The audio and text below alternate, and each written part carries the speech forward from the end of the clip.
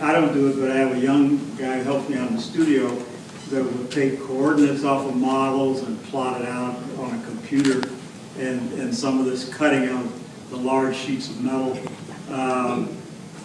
would be done through this numerically controlled kind of cutting process with a plasma or laser torch. As a matter of fact, for instance, some of the pieces of metal are either 4 by 8, like a piece of plywood, or 8 by 20 feet, on a big table in a welding fabricated place, cut out that way. But anyway, so that's the way I approach a lot of these large pieces. Then I thought might talk about just some of the origins of some pieces.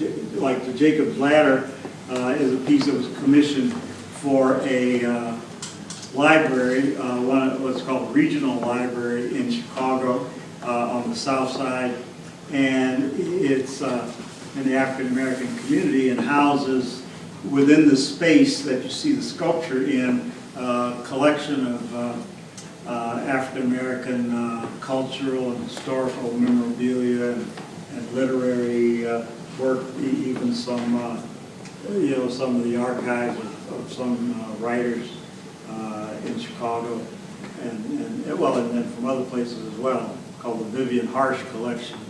And the library is called the Carter Woodson Library, named for the African American historian who started what was in the 20s African Negro History Week, which is now African American History Month.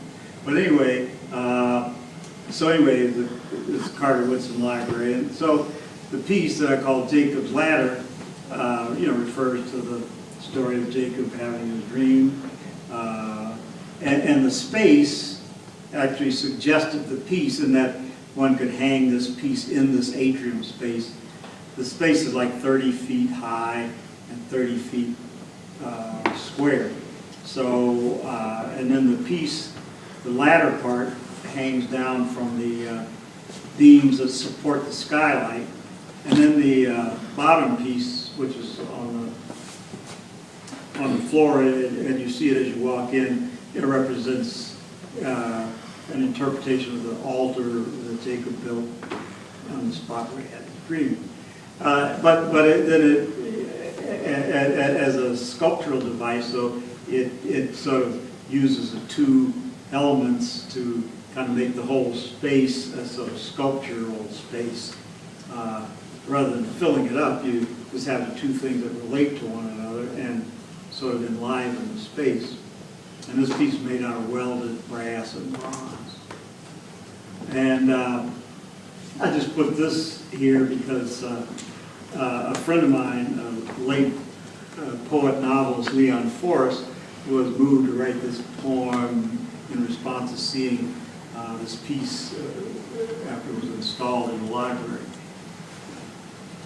And then I'm able to print takeoff on the ladder thing. And this piece